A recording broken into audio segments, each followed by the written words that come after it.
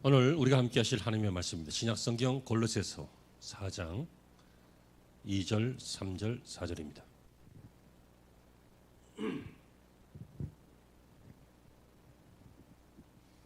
자, 성경 혹은 자막 보십니다. 함께 봉독하시죠. 기도를 계속하고 기도에 감사함으로 깨어 있으라. 또한 우리를 위하여 기도하되 하나님이 전도할 문을 우리에게 열어주사 그리스도의 비밀을 말하게 하시기를 구하라. 내가 이 일 때문에 매임을 당하였노라. 그리하면 내가 마땅히 할 말로서 이 비밀을 나타내리라. 아멘.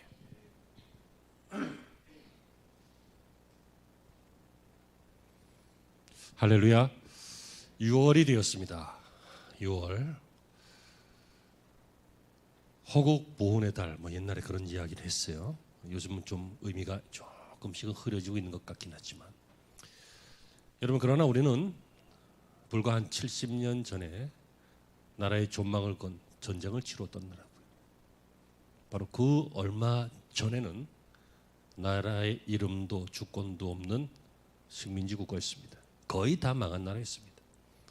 그런데 우리는 다 이겨냈고 지냈고 그리고 세계적인 경제 강국 중에 한 나라가 되어서 2024년을 보내고 있죠. 저는 이 모든 것들이 잘 모르겠습니다. 제가 역사 강의 같은 거 일주일에 한 2-3개씩은 꼭 찾아서 들으려고 그러고, 그 다음에 성경 강의도 한 10개 정도는 꼭 들으려고 그러고 그렇게 하는데요. 역사 강의를 아무리 들어도 이렇게 된 이유는 모르겠습니다. 그냥 하나님의 은혜다, 이거밖에 모르겠습니다.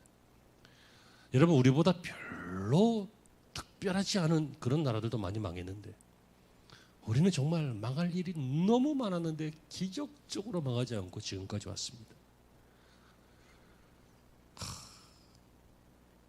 이날에 우리는 오늘 이 말씀을 좀 나눌 텐데요. 오늘은 크리티컬 시리즈 해가지고, 크리티컬 좀 뭐라고 할까요? 좀 비판적이다, 위태롭다, 그런 뜻 있죠? 치명적이다, 이런 뜻도 있잖아요. 그래서 동시에 그런 이유 때문에 매우 중요하다, 그런 뜻도 있습니다.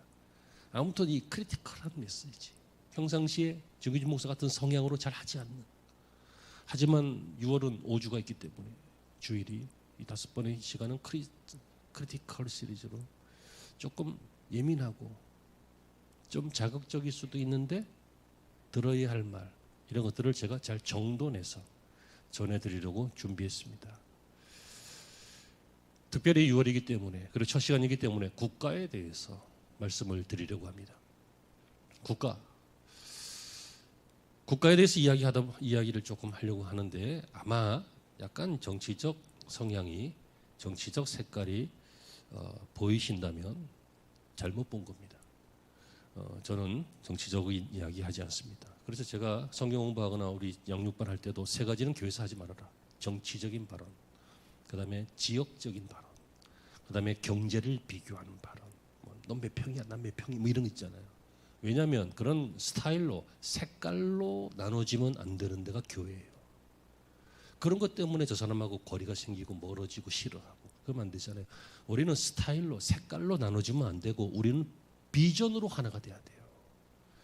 경상도 사람도 전라도 사람도 비전으로 하나가 되고, 부자나 가난한 자나 비전으로 하나가 되고, 보수도 진보도 비전으로 하나가 되는 게 유일하게 가능한 곳이 교회잖아요. 그래서 정치적인 것 때문에 교회가 깨지면 안 돼요. 그래서 이 정치적이라는 말을 사람들이 오해하는데, 이거는 정당적이다, 혹은 정책적이다, 혹은 어떤 파의 한쪽이다, 이게 정치적인 거예요. 예를 들어 나는 보수다, 정치적인 말이에요. 나는 진보다, 이거 정치적인 말이에요. 중도도 마찬가지고. 물론 저도 성향이 있습니다. 그리고 누구나 다 나라를 사랑하는 마음이 있을 것입니다. 그렇기 때문에 저마다 존중받아야 되고, 나와는 좀 다르구나, 이 정도로 끝나야지 비난할 일은 아니라고 봅니다. 그러므로 여러분, 이 정치적인 일들은요, 하나도 안 중요해요. 여러분, 미안한 얘기인데 여러분 발등에 불 떨어져 봐요. 정치가, 정당이 진보 보수가 뭐 중요해요. 일단 살아야지. 그런데 여러분, 중요한 것은요, 성경에 보면 수많은 사람들이 정치적인 발언을 한 것이 아니라 이 국가가 혹은 사회가 신앙인들을 건드릴 때 정의의 문제이기 때문에 발언하고 이 법은 유대인들을 죽이는 악법이다 반대하고, 이 법은 하나님의 뜻에 맞지 않다 건의하고 데모하고 이렇게 했던 역사를 성경에 많이 보잖아요. 그래서 저는 여러분에게, 여러분도 저를 좀 비슷한 사고방식으로 좀 닮았으면 좋겠는데, 교회에서 좀 정치색 말고 정의로운 것을 추구하시기 바랍니다. 아멘이십니까? 예. 근데 오늘 본문의 4절에 보면요, 너희들이 나를 위해서 좀 기도해 달라, 그리고 깨어 있어라. 그러면 4절에 내가 마땅히 할 말로 이 비밀을 나타내리라 그랬어요. 마땅히 할 말 뭐예요? 정의로운 말이죠. 마땅히 할 말, 뭐 보수적인 말 아니에요. 진보적인 말 아니에요. 정의로운 말이에요. 복음적인 말이에요. 그렇죠? 마땅히 할 하나님의 이 말로 내가 이 비밀을 나타내리라.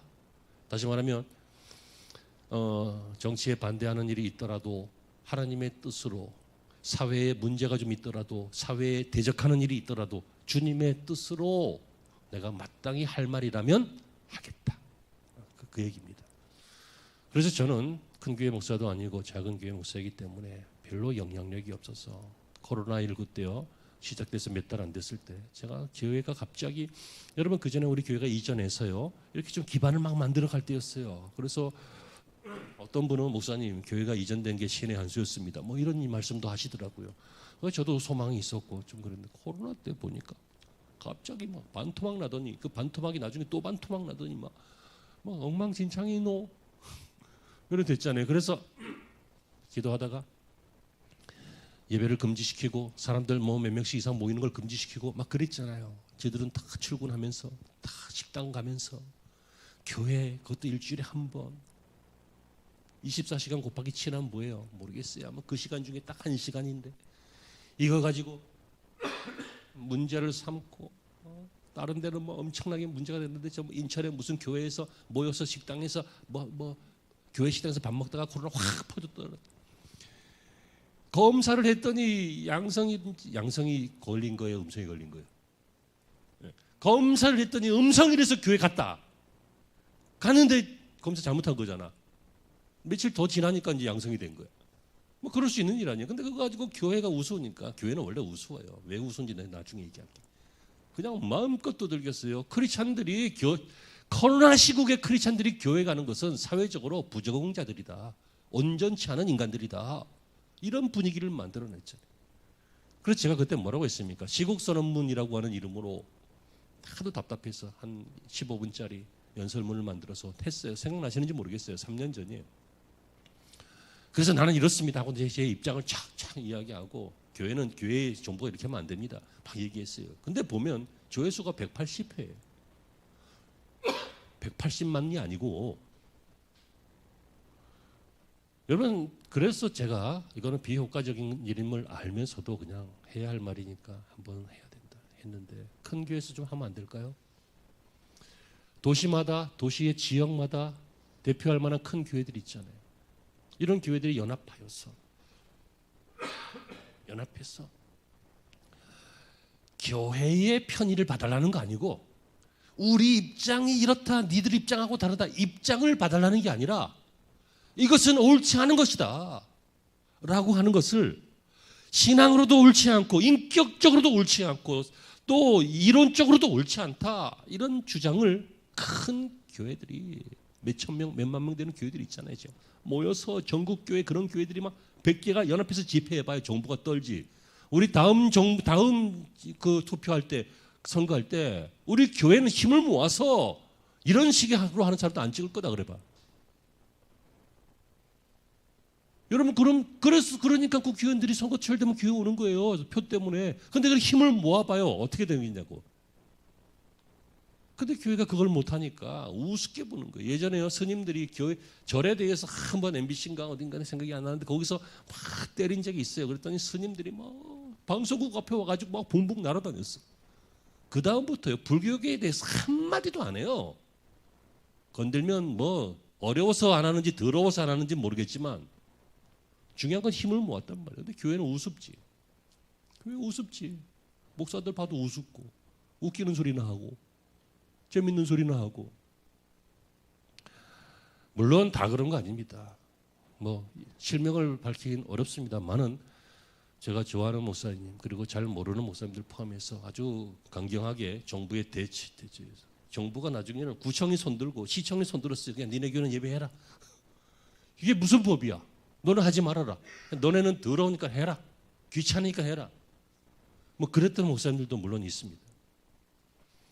제가 이 설교를 준비하다가 어제 설교도 아니고 오늘 설교와 강의의 가운데쯤인데요. 어쩌녁에 누구랑 통화를 했어요. 그래서 난 내일 이런 종류의 설교를 하려고 한다 했더니 자기네 교회 목사님이 큰 교회인데 자기네 교회 목사님이 이런 정치적인 색깔이 있는 이야기를 쭉 하니까 앞에 있는 청년이 목사님 강단에서 왜 정치적 발언을 합니까? 그러더래요. 오해하는 겁니다. 강단에서 정치적 발언, 제가 정치적 발언이 뭔지 아까 설명했어요. 정파적인 거예요. 정책적인 거라고요. 한편의 입장, 이게 정치적인 거예요. 그거 말고 강단은 항상 하나님의 말씀으로 정의를 선포해야 되는 곳입니다. 물론 나라가 정책을 뭐 좀 잘못하는 거 이런 건 기다려줘야 돼요. 그거 말고요.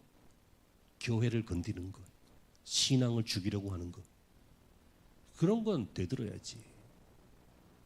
그래서 코로나 때 난 되들어서 아무 힘도 없었지만 믿습니까? 난 계속 되들고 있었어요. 힘이 없어서 그렇지. 그리고 어떤 목사님들은 힘 있는 목사님들은 되들어서 예배의 자유 얻어내고 어떤 목사님들은 못하고 교회가 뭐 이 교회 저 교회 나눠지고 쪼개지고 교회 10,000개 가량이 없을 때잖아요. 30% 교회가 문을 닫았어요. 개척교회지 다들. 여러분 종교 분리 원칙 아십니까? 종교 분리 원칙. 종교와 정치는 분리돼야 된다라고 한 것입니다. 그러니까 교회 안에서 정치적인 발언하지 말아라. 저는 안 한다니까요. 안 해요. 하지만 이 종교 분리는요. 종교와 정치를 분리한다. 이게 왜 이런 개념들이 생겼냐면 미국에서 생긴 건데요. 옛날에도 있었지만 법적으로는 미국에서 생긴 건데 그 퓨리탄들이 영국에서 신앙생활할 때 정부가 하도 엇박을 했잖아요. 계속 박해를 한단 말이에요. 정부가 신앙을 계속 박해. 그래서 떠나가서 신대륙으로 넘어간 거 아니에요. 그래서 신대륙에서 이제 나라의 기틀을 만들고 법을 만들 때 이 법을 정부는 교회에 개입할 수 없다. 그래서 종교 분리를 한 거예요. 잘 들어보세요. 교회가 정부에 대해서 얘기할 수 없다가 아니라 정부는 교회에 대해서 개입하면 안 된다. 그게 원래 의미예요. 공부도 어설프게 해가지고 와서 종교 분리 원칙을 얘기하고 저 비밀의 방으로 끌고 갈까 보다. 가서 공부해야지. 오늘 제목은 국가가 무너진다입니다. 왜냐하면 지금까지는 근근히 버텼는데 경제적인 얘기 하려고 하는 거 아닙니다. 정치적인 얘기 혹은 군사적인 얘기 하려고 하는 거 아닙니다. 지금 국가가 무너지고 있습니다. 국가가 어떨 때 무너집니까? 뭐 전쟁 나면 무너지겠죠. 가난하면 무너지겠죠. 하지만 국가가 무너지는 그 이면에는 하나님의 심판이 있고요. 그 이면에는 교회를 도전할 때 국가가 무너집니다. 교회를 괴롭힐 때, 교회를 박해할 때, 그때 국가가 무너집니다. 그래서 오늘 이거 하나만 마음에 꼭 담고 이제 이 설명을 좀 들으셔요. 이 설교를 좀 들으셔요. 그러면 분명히 유익한 시간이 되시고 몰랐던 것을 혹시 알게 되실 수도 있고 그리고 뭐 생각이 조금 조정되는 시간이 될 줄로 믿습니다. 첫째가 뭐냐면요. 늘 교회는 중요하다. 이 생각을 잊지 말아야 돼요. 교회는 중요해요. 여러분 이 세상은 역사가들이 역사적 시점을 보는데 이 교회를요. 이 크리스찬들은 하나님의 관점으로 이 세상과 역사를 보면 이 세상과 이 역사가 왜 흘러가요? 하나님의 사람들을 구원해 나가기 위해서 흘러가는 거예요. 언제 세상이 끝나요? 핵폭탄 때문에 끝나는 게 아니라 하나님의 사람들의 구원이 완성되면 세상이 끝나요. 성경에서는 이스라엘의 회복이라고 그러죠. 근데 이것을 어디서 해요? 교회에서 한다고요. 그래서 구약 시대에는 유대인들 그들 자체가 하나님의 선민으로서의 하나의 교회였어요. 그리고 신약 시대에는 주님께서 세우신 성령을 통해 세우신 각 민족마다 지역마다 교회들이 있어요. 이 교회가 있어요. 이 교회는 여러분 하나님의 영광이 임하는 곳이고요. 하나님의 집이요. 하나님의 만물의 풍성함이 깃드는 곳이요. 교회는 건물이 아니라 건물을 포함하지만 이 교회는 그리스도의 몸이요. 머리가 되시는 분은 하나 주님이시요. 우리는 그 지체가 되는 것이요. 이 교회는 이렇게 주님이 세우신 중요한 곳입니다. 근데 우리는 살다 보니까 이 교회에 누가 모여요? 사람이 모이지. 죄인이 모이지. 그러니까 죄인이 온전해요? 안 온전해요? 안 온전하지. 그러니까 목사도 사고 치고 막 집사도 사고 치고 막 이런 사고 저런 사고 막 옛날에는 동네에서만 소문나고 끝났는데 왜? 그 동네 다른 동네는 모르잖아. 근데 요새는 미디어가 발달하니까 사고 치면 전국이 다 알아. 어떤 거는 전 세계가 다 알아. 그러니까 사람들이 막 세계적으로 욕을 먹어. 옛날에는 동네에서만 욕 먹으면 됐는데 이제는 세계적으로 욕을 먹어. 그러니까는 여러분 나쁜 놈이 나쁜 짓 하면 나쁜 짓 할 만했구나 하고 욕 별로 안 하는데 나쁜 짓을 하지 말아야 될 사람인 것 같은데 나쁜 짓을 하면 욕을 엄청나게 했잖아요. 그게 교회잖아요. 교회는 그럴 수 있다는 거예요. 교회 자체는 온전하지만 교회에 있는 사람이 온전하지 않기 때문에 교회 안에 그런 일이 있을 수 있다는 거예요. 그렇죠? 그러니까 교회가 뭐가 됐어요? 지금은 비판의 대상이 됐어요. 그런데 여기에 성도들도 영향을 받아서 교회를 비판해요. 이것을 자기 얼굴에 침 뱉기라 그래요. 여러분들이 교회인데 명심하세요. 교회는 세상 사람들은 비판하고 문제 있다 그러고 하지만 교회는요. 우리의 교회는 우리가 사랑해야 될 대상이에요. 주님의 몸이라고요. 우리의 신앙의 터전이에요. 여기에서 구원받아요. 여기에서 축복을 받는다고요. 여기에서 우리 자녀들이 성장해요. 여기에서 우리 인생이 진행이 돼요. 이 교회는 수천 년의 역사 동안에 주님께서 계획하신 유일한 구원의 방법이 바로 교회예요. 교회 아니면 어디서 말씀이 들려요? 교회 아니면 어디서 복음이 전해져요? 그러니까 이 교회를 중요하게 여기고 교회를 지켜내야 돼요. 요즘은 교회를 지켜내는 마음이 별로 없어요. 이 교회에서 조금 스트레스 받으면 저 교회 가면 돼요. 그렇잖아요. 여러분 로마 가톨릭은요. 종파 자체가 하나니까 로마 가톨릭이니까 우리는 뭐 기독교 안에도 장로교도 있고 감리교도 있고 막 있고 지역 안에서도 막 옮겨 다니고 그러지만 거기에서는 이 도시 살다가 저 도시로 가서 그 성당 나가려면 여기에서 전출 명령을 가지고 떼어서 보내야 돼요. 우리가 주민등록지를 옮길 때 동사무소에서 하는 것처럼 그런 식이에요. 근데 교회는 워낙 교파도 많고 교회도 많고 작은 데도 많고 저런 데도 많고 이단도 많고 그러니까 그거 없이 아무 때나 아무렇게나 옮겨지잖아요. 그 왜 그래요? 사랑하는 마음이 없는 거예요. 그래서 나는 나중에 저는 뭐 총회 일을 할 일이 없지만 뭔가 정책을 좀 건의한다고 하면은 교인들이 이동할 때 반드시 전출 전입을 해라. 난 그럼 등록을 못 한다. 난 그랬으면 좋겠어. 그 전출 이유가 뭐냐? 그래야 좀 눈치도 보고 좀. 몽골 선교사님이 와서 하는 얘기가요. 몽골에 복음이 막 전해지고 있는데 옛날 오래 한 십수년 전부터 아주 엄청나게 전해지고 있는데 거기는 너무 순수해가지고 사람들이 한국도 너무 좋아하고 또 몽골 선교사 목사님들 말씀을 막 아멘으로 죽도록 충성하는 거야. 이 얘들이 제일 두려워하는 게 뭐냐면 너 교회 나오지 마. 그거야. 말을 안 듣는 거야. 막 지금 나쁜 일을 하고 저지리를 하거나 뭐 이렇게 너 교회 나오지 마. 그러면 그냥 사무실로 쫓아가가지고 잘못했다고 용서해달라고. 교회 나오지 마. 이게 죽음인 거야. 죽음. 구원에서 떨어지는 걸로 알고 있어요. 여러분 교회가 아무리 세상 사람들이 가볍다고 낮춰놨어도 비판의 대상이 됐어도 저와 여러분들은 어떻게 하자고요? 교회를 사랑하자고요. 귀하게 여겨야 돼요. 이 교회를 사랑하지 않으니까 교회가 무너지는 걸 놔두는 거예요. 교회가 공격당해도 모르는 거예요.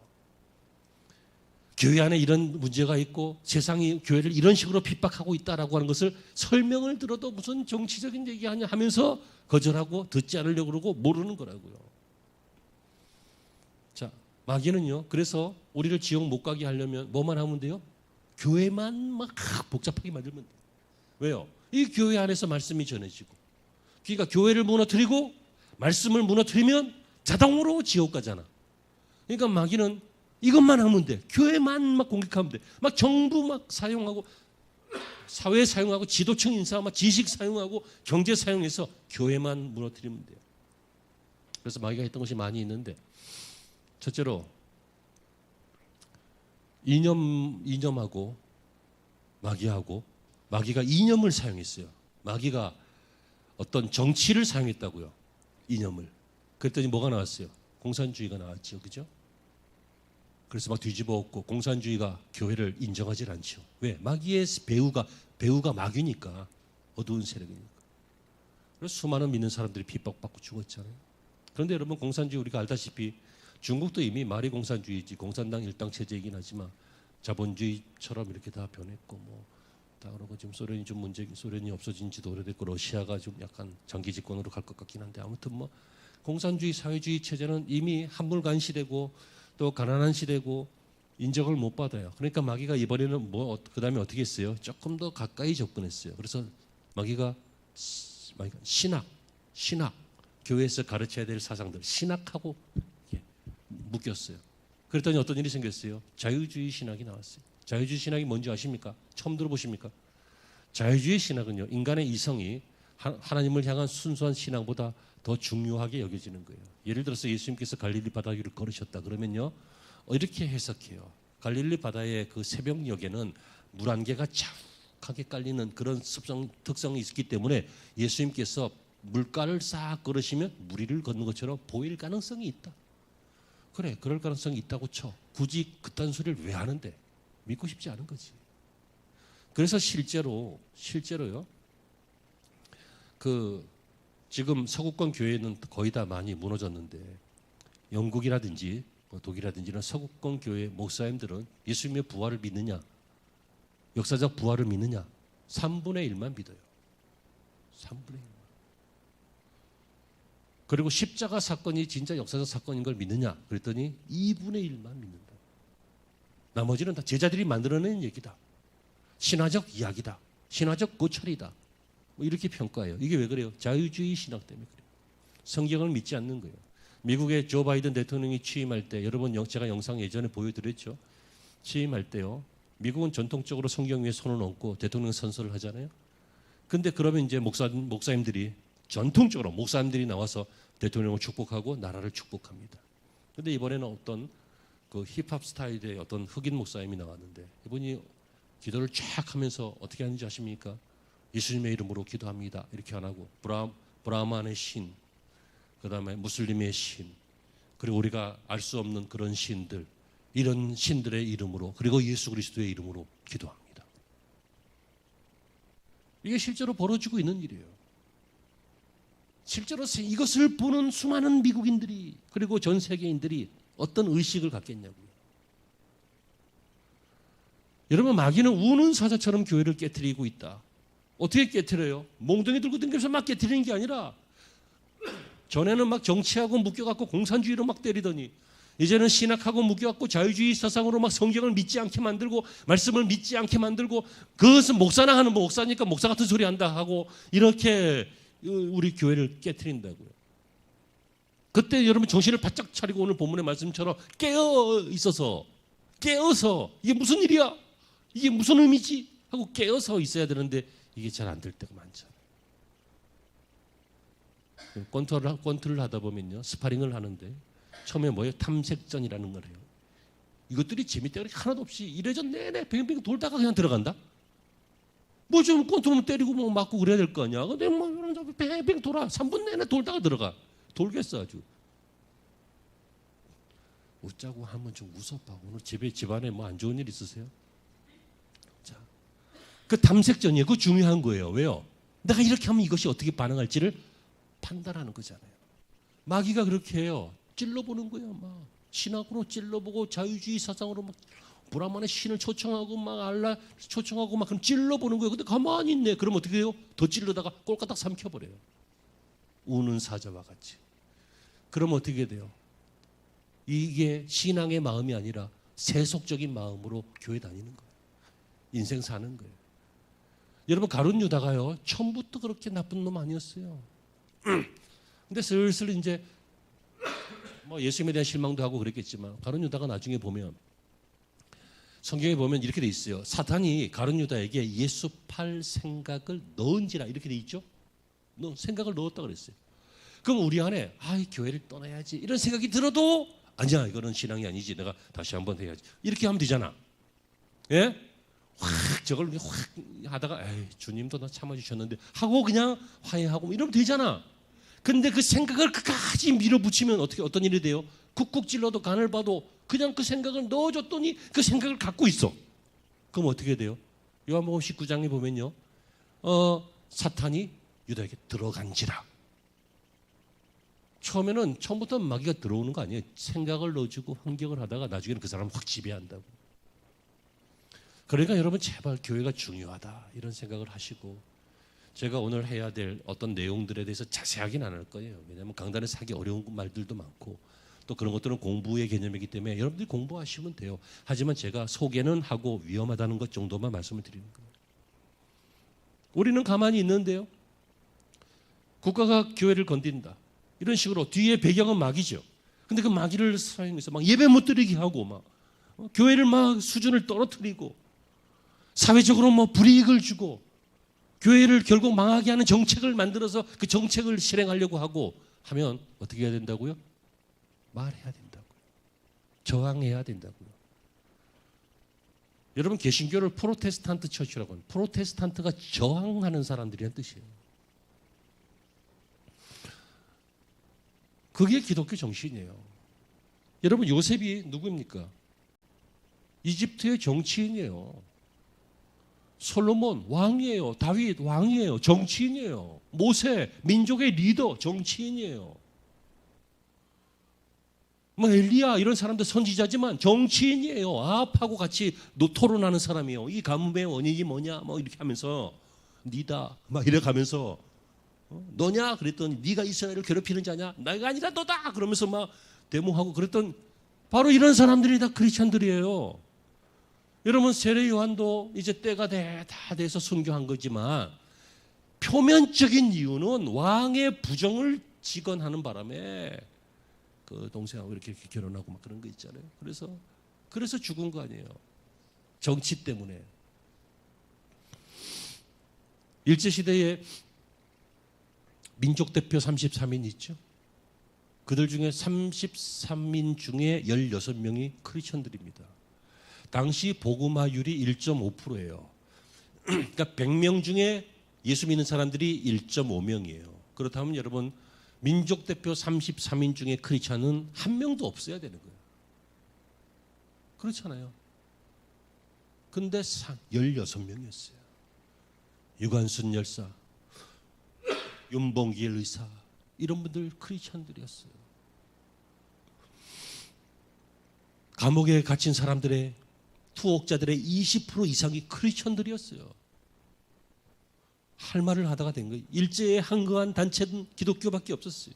6.25 전쟁이 났죠. 이때 나라를 지켜야 된다고 일어났던 학도병들, 이 사람들 크리스천들이었어요. 여러분 이렇게 크리스천들이 사회를 위해서 나라를 위해서 죽어가면서 이렇게 희생하니까 사람들이 이 사람들을 사랑하고 존경하고 신뢰하고 이들의 업적들이 나타나게 된 것이 바로 한국교회 부흥이에요. 괜히 그렇게 된 게 아니에요. 여러분 교회의 부흥은 피가 있어요. 피가. 첫째는 예수님의 피고 그걸 믿는 크리스천들의 피가 흘려졌을 때 교회가 부흥되어지는 거예요. 그런데 여러분 그 이후로 70년 동안은요 별로 여러분 예수 믿는다고 핍박받았어요? 핍박 안 받아요. 개인적으로 욕은 좀 먹을지 몰라도 핍박 안 받아요. 그러니까 어려움도 없지만 희생도 없어요. 그러니까 어려움도 없고 업적도 없어요.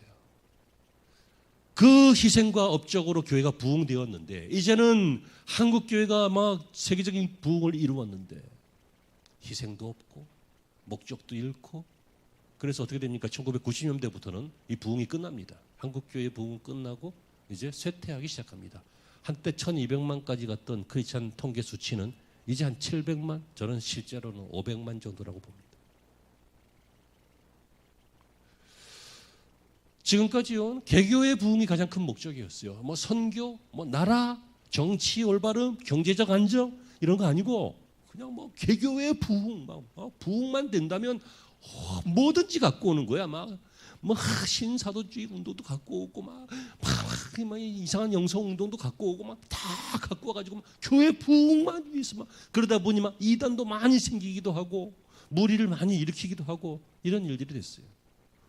여러분 어른들은 지금까지 다녔던 교회 아무리 모자라도 교회를 사랑하니까 교회를 다니시는데 젊은 사람들, 새가족들 다닙니까? 청년들이 먼저 떠나죠. 다 떠납니다. 우리나라 청년들의 복음화율은 3%인데요. 여러분 기독교 역사에서는 3%는 미전도 족속이라고 봅니다. 3% 미만은. 선교 대상이라고요. 우리나라가 1.5%였기 때문에 선교사들이 계속 온 거야. 만약에 통계가 그거와 달랐다면 안 왔을지도 몰라. 여러분 오늘 2절 말씀 굉장히 중요합니다. 깨어있으라. 이런 설교를 듣고 아멘 할 줄 알고 생각해 볼 줄 알고 이런 설교를 듣고 교회가 뭔가 위험한 것 같다. 이것을 하나님의 마음으로 성경적 관점으로 보는 것이 이게 깨어있는 거예요. 이제 결론을 이야기하고 마칠게요. 이 얘기하려고 이렇게 길게 얘기하고 설득하고 판까고 한 거예요.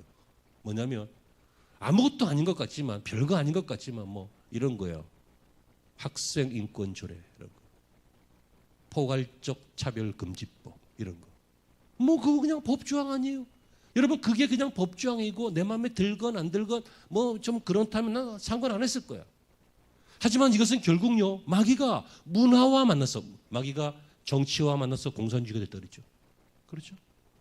마귀가 신학과 만나서 자유주의가 됐다 그랬죠. 자유주의 신학, 성경을 안 믿는.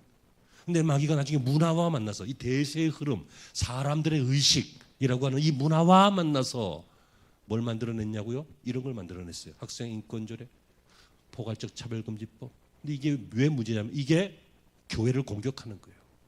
물론 만든 사람들 그러려고 만든 건 아닐지 몰라. 하지만 그 배후에는 마귀의 세력이 있어요. 제가 지금까지 설명했잖아요. 이 세계의 역사의 주관자는 마귀라고. 물론 온 우주의 주관자는 하나님이시지만 공중 권세 잡은 자가 사탄이라 그랬잖아. 그러니까 마귀가 이런 일들을 한단 말이에요. 그런데 물론 사람을 통해 정치인을 통해서 이런 일을 해요. 정치인들은 이 의미를 잘 모르거나 아니면 한쪽으로 편향됐거나 그래서 이게 뭔 교회를 망치느냐. 교회에서 너무 엉뚱한 소리 하는 것이다. 이렇게 반발하기도 해요. 제가 토론도 찾아봤어요. 일부러. 몇 년 전 토론부터 지금까지. 그런데 여러분 실제로 이것은 교회를 죽입니다. 왜냐하면 이 안에는 결국 하나님이 창조하신 창조의 법칙을 벗어나는 동성애에 관련된 문제들이 들어있습니다. 이걸 허용하는 겁니다. 이게 허용되어지면요 교회에서 할 말을 못하게 됩니다. 그러면 서구권 교회가 바로 이런 문제 때문에 이 문제만은 아니지만 아무튼 이 문제를 포함해서 교회가 할 말을 하지 않고 비겁하게 모든 것들을 다 수용하는 그런 입장이 되면서 교회가 몰락해 가서 지금은 서구 교회가 몰락된 거예요. 없어요. 나이트클럽으로 바뀌었고 이슬람 사원으로 바뀌었고 여러분 다 나쁜 건 아닙니다. 물론 이 법이요 좋은 것입니다. 뭐 차별하면 안 된다. 맞잖아요.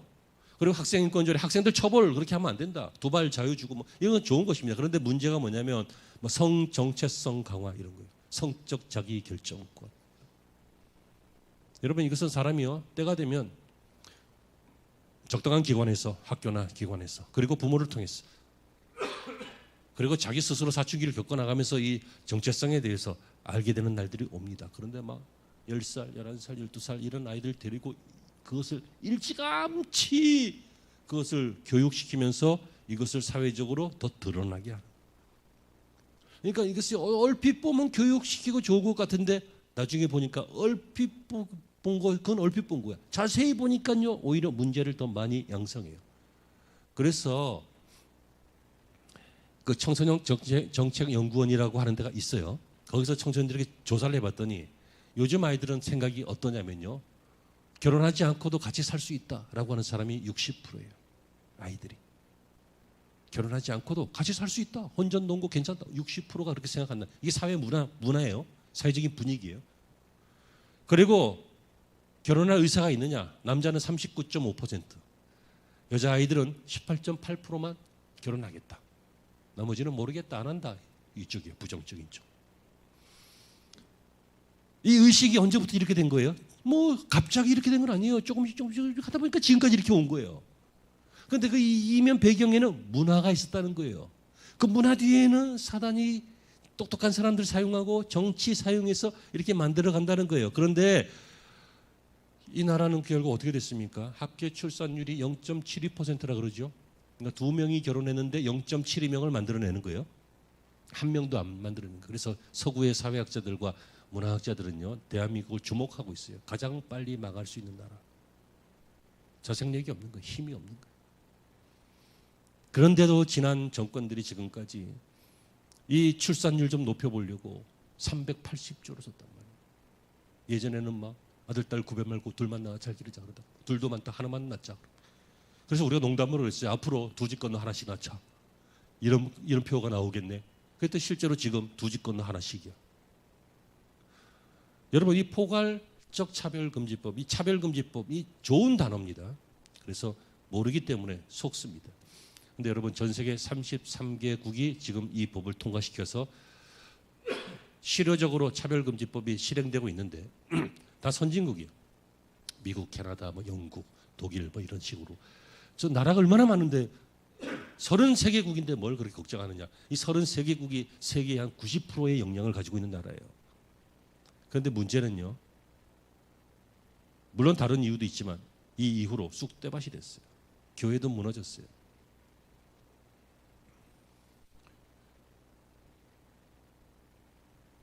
동성애를 성경은 분명히 구약 성경은 돌로 치라. 이스라엘을 정결하게 해야 된다. 하나님께서 그렇게 하셨어요. 그럼 하나님이 간첩이든지 아니면 법이 틀렸든지. 근데 그 말을 못 하는 거예요. 왜? 그 말을 하면 차별인 거야. 차별. 여러분, 신천지가 이 법이 통과되기를 굉장히 기다리고 있습니다. 왠지 아십니까? 이단을 이단이라고 하면 차별한다는 거야. 그러니까 이단을 이단이라고 말 못해. 그러니까 지금까지는 신천지가 이단이라고 하니까 숨어서 했는데 이제는 차별금지법으로 이단이라고 하면 고발하면 재판 걸어서 이제 보상받고 하니까 이단이라고 말 못하니까 이제는 더 좋겠지 지들은. 이상하죠. 이런 것이 들어오면서 비겁해지면요, 목회자들이 비겁해지고 교회가 힘을 잃고 비겁해지면요, 사회를 정화를 못해요. 사회 정화가 안 되니까 사회가 더 타락하고 어두워지고 난잡해지고 복잡해지고, 그리고 이것이 자연스럽게 교회에 들어오고. 여러분들 자녀들 중에요, 이런 사고방식의 사상과 영향받지 않은 자녀들이 있어요? 집에 가서 점검해 보세요. 다 대세를 따라갈 걸. 근데 이상하죠. 대한민국이 참 이상한 나라예요. 참 이상한 나라예요. 망할 구석도 많고 싸움도 많고 문제도 많은데 근데 이상하게 대한민국은 성경을 믿어요. 성경을 믿어요. 예수님 부활하셨다 믿어요. 여러분, 서구교회 목회자들은요, 예수님 외에도 다른 방법으로 구원을 얻을 수 있습니까 하면 절반 이상이 그럴 수 있을 것이다 하고 얘기해요. 진짜라니까요. 실감이 안 나지. 한국 사람이니까 실감이 안 나는 거예요. 우리는 그렇게 순수하다니. 우리는 믿어요. 예수 외에는 구원받을 방법이 없다. 예수님만 구원이다. 성경에도 그리스도 예수 외에 다른 이름으로 구원 주실 만한 이름을 주신 적이 없다. 우리는 그걸 믿어요. 우리는 그러니까 구원을 믿고 부활을 믿고 예수님의 십자가를 믿고 그리고 말씀을 믿는다고. 말씀을. 이상하게 우리가 조금 특이해. 망할 구석이 많은데 흥할 구석도 많아. 저는 우리나라가 그래서 마지막 때의 희망이라고 믿습니다. 이상하죠. 하나님께서 우리 민족을 사랑하셔요. 너무 사랑하셔요. 하나님이 조선 땅을 이렇게 사랑하셔서 이 나라 놔두면 그냥 죽는 거예요. 우리가 같지 않게 보는, 이름도 잘 기억 안 나는 뭐 동남아에 있는 조그만 나라들, 그것보다도 훨씬 못한 나라였어요. 그런데 이 나라를 이렇게 살리신 이유는요, 마지막 세계 선교를 위해서 부르신 것 같기도 하고, 이스라엘의 회복을 위해서 부르신 것 같기도 하고, 사람들에게 교훈과 책망을 동시에 보여주기 위해서 부르신 것 같기도 하고, 아무튼 그래요. 여러분, 여기에 참 큰 독소 조항이 있는데, 여러 가지가 있는데 몇 가지만 말씀드립니다. 다양한 가족의 형태, 인종, 종교, 전과, 직업, 지역에 따라 차별하지 않는다. 이 맞죠? 좋은 말이죠. 이를 차별하면 안 되죠. 그런데 여러분, 여기에 몇 가지를, 이건 그래서 사람들이 다 속아요. 다 차별금지법 뭐 지지한다. 차별하면 안 되지. 그리고 막 시골에서 올라온 사람들, 막 외국에서 온 사람들, 이런 사람들 막 지지하고. 그런데 몇 가지를 좀 주의 깊게 봐야 되는데, 예를 들어서요, 다양한 가족의 형태. 이거는요, 동성 가족을 염두에 두고 집어넣은 말이에요. 다양한 가족의 형태. 세상의 성은 두 가지가 아니다. 남녀 두 가지가 아니다. 남도 있고 여도 있고 뭐 별거 다 있어. 그리고 트랜스젠더가 된, 젠더가 트랜스된 그런 사람들도 있고 많은 형태가 있다. 다양한 형태의 가정이 있다. 그래서 프랑스나 영국이나 이런 나라들이요, 차별적 포괄적 차별금지법을 통과시키고 5년이 안 돼서 동성화 결혼이 합법화된 거예요. 그 전에 그러니까 이게 밑바닥을 까는 거지. 이것이 사회적 문화적 분위기를 만드는 거지. 그래서 동성 결혼들이 생겨난 거예요. 만약에 우리나라가 앞으로 그렇게 돼서 동성 결혼이 있는데 이 사람들이 새 가족으로 온다면 난 어떻게 해야 돼? 난 어떻게 해야 돼? 나는 성경은 이렇게 말하고 있습니다 하면서 그 가정을 깨야 돼? 아니면 그들을 축복해야 돼? 그들을 저주하고 못 나오게 해야 돼? 도대체 어떻게 해야 되냐고요? 어떻게 해야 될 거냐고요? 여러분, 군대에서는 동성 간의 성적 접촉을 금지합니다. 그러다 걸리면 영창 1년입니다. 게이들이 그렇게 하면. 그런데 이것도 문제가 있다. 성 자기 결정권을 방해하는 것이다. 그래서 이 법을 바꾸려고요, 군내에서도 막 시도했어요. 작년에 5대 4로 부결됐어요. 근데 올해는 어떻게 될 것 같아요?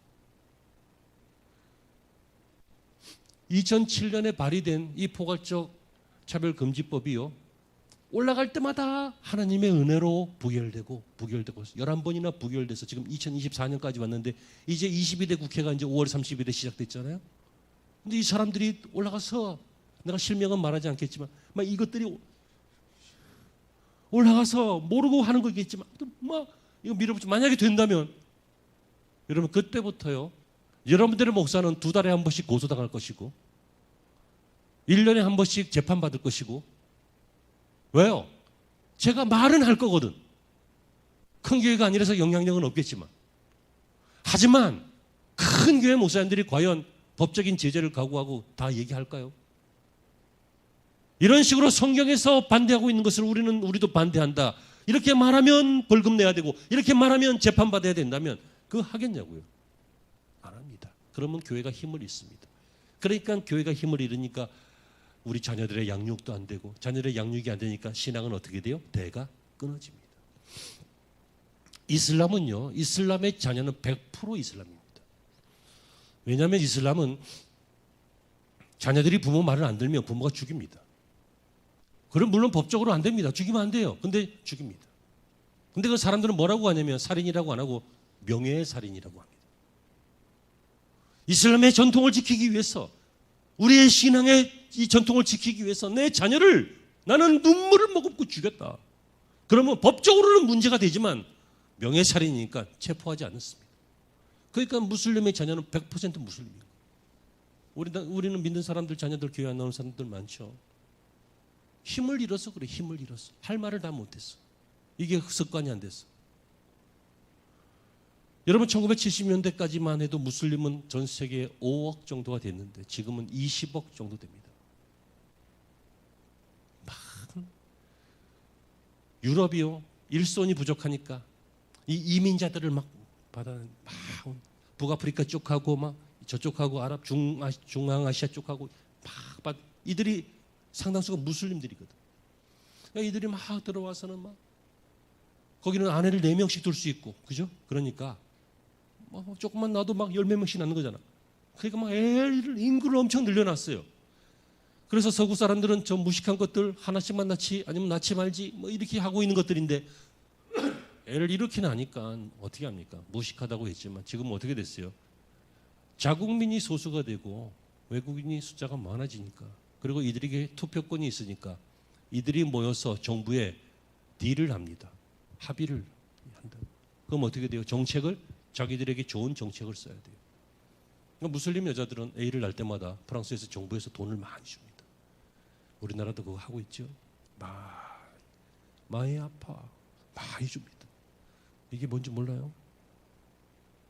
그러니까 그냥 일은 안 하고 애 낳고 돈만 받고.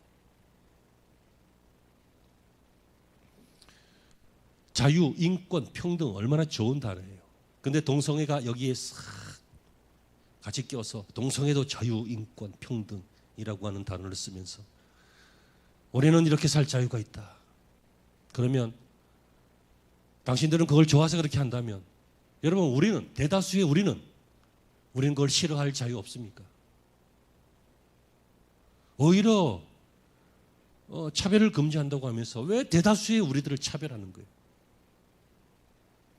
연천에 이슬람 사원이 들어오려다가요, 여기 저 위에 있는 어떤 목사님하고 연천에 있는 그 현지 교회 목사님하고 막 해가지고 막 지역 사람들을 막 동원해가지고 가서 뭐 시위하고 반대하고 그랬더니 관할구청에서 괴롭다 그러면서 허가를 취소해서 이슬람 사원이 들어오려다가 못 들어왔어요. 뭔 얘기를 하고 싶은 거냐면, 여러분, 반대하면 반대가 돼요. 여러분 입맛에 안 맞는 걸 반대하지 말고, 그게 정치적인 거야. 여러분 입맛에 맞는 거 말고, 그거 말고 성경이 옳지 않다고 하는 거 반대할 줄 알아야 돼요. 왜요? 그거 아유 귀찮은데 뭘 해, 그냥 들어오게 해. 지들도 살 권리가 있지 하면 어떻게 돼요? 걔네들이 쫙 퍼져갖고 우리는 숨도 못 쉬게 돼요. 그렇게 해서 나라가 망하는 거라고요. 그렇게 해서 사회가 무너지는 거라고요. 사단이 배후에 있는데 어떻게 안 무너지겠어요? 반대하면 반대가 돼요. 이제 그만할게요. 조금만 하고 말라 그랬는데 제가 되게 바쁘거든. 3시까지 또 지방 가야 돼. 설립 예배가 있어. 끝낼게. 이따가 설교 후 찬양을 하지 말자. 정리할게요. 자, 봐요. 여러분, 그래도 나라를 걱정하는 사람들은 크리스찬들입니다. 저는 믿습니다. 우리 조상 크리스찬들 그랬고 지금도요, 나라를 염려하고 기도하는 사람들은 크리스찬들밖에 없어요. 여러분, 모세가 기도하면서 하나님, 이 백성들 몰라서 그러니까 차라리 나를 생명책에서 지우더라도 이 사람들 용서해 주시고 구원해 달라고, 그런 마음이었어. 난 그 마음이 진짜라고 믿어요. 여러분, 하나님 앞에서 어떻게 거짓말을 해, 그지? 근데 모세가 내가 나를 생명책에서 지우더라도 우리 백성들 용서해 달라고. 여러분, 사도 바울도 로마서 9장에서 그런 얘기 하지 않았어요? 사도 바울도 내 동족을 구원하고 난 차라리 그 구원에서 끊어져 멸망으로 갈지라도 차라리 원하는 바다. 내가 망하더라도 우리 백성들 구원을 받았으면 좋겠다. 이것도요, 진심이었겠지. 어떻게 하나님 앞에서 거짓말하겠어? 진심이었겠지. 근데 만약에 하나님이, 모세가 하나님 나를 생명시켜서 지우시고 저 사람들 용서하세요 그럴 때 하나님이 그래 그럼 그럴까? 그러면 얼마나 난감했겠어. 그런 사람들이 크리스찬들이다. 그런 사람들이 직분자고 저와 여러분들이에요. 아멘이세요? 그러니까 6월달에 153 릴레이 기도회를 하자고요. 나라를 위해서 기도해야 돼요. 하나님이 이 나라를 불쌍히 여기서 구원하셨어요. 우리 뜻이 아니었어요. 하지만 우리가 이 나라를 아주 많이 무너뜨렸어요. 하지만 다시 한번 기회를 주신다면 우리가 일어나겠나이다 하면서 깨어 기도해야 돼요. 그래야 무슬림의 세력들이 교회를 점령하지 못하고, 그래야 동성애의 세력들이 교회를 점령하지 못하고, 그래야 내용을 다 파악하지 못한 어설픈 악법을 만들어서, 이 악법 만드는 게 얼마나 많았어요. 옛날 구약시대부터 지금까지 계속 이어지고 있는 방법 아니에요. 하지만 이 악법이 교회를 무너뜨리지 못하도록 막아내는 일들을 누가 합니까? 깨어있는 크리스찬들이 해야 될 줄로 믿습니다. 마지막입니다. 포괄적 차별금지법은 교회를 죽이는 위험한 법이다. 우세요. 아프다고 울지 말고, 돈 없다고 울지 말고, 예수님께서 예루살렘의 딸들아 나를 위해 울지 말고 너희와 너희 자녀들을 위하여 울라. 우리 자녀들을 위해서 우세요. 여러분 자녀들 여러분 말 잘 안 듣잖아요. 우리 딸도 내 말 잘 안 들어요. 다 말 잘 안 들어요. 그래서 자식 이기는 부모 없다고 하는가 봐요. 하지만 여러분 자식이 이기세요. 기도로 이기세요. 말씀으로 이기세요. 그 외의 것으로는 이기지 마세요. 상처만 되니까. 하지만 이기세요. 왜? 생명이 걸린 문제이기 때문에. 이런 문화에서 어떻게 걔를 건져낼 거예요? 이런 사고방식에서 어떻게 걔를 건져낼 거냐고요. 어려워요. 이런 영향을 주는 법들, 이런 영향을 주는 문화들, 이런 영향을 주는 국가와 정부와 이 사회 속에서 저와 여러분들은 깨어서 마땅히 말해야 될 바를 말하고 하나님 앞에 기도하여서 가정을 살리고 자녀를 살리고 나라를 살리고 그런 우리가 되어야 될 줄로 믿습니다. 기도하시겠습니다. 오랜 시간 들어주셔서 죄송하고 감사하고 고맙습니다. 하나님, 저희들 오해하지 않게 하시옵소서. 그러나 깨어있게 하여 주시옵소서.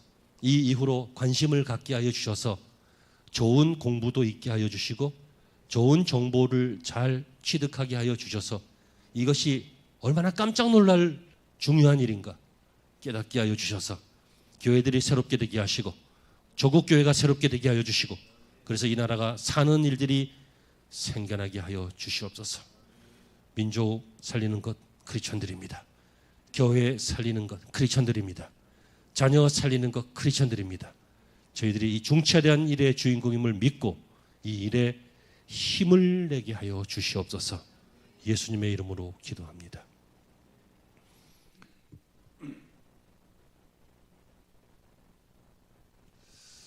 자, 이 찬양을 후렴만 찬양하시겠습니다.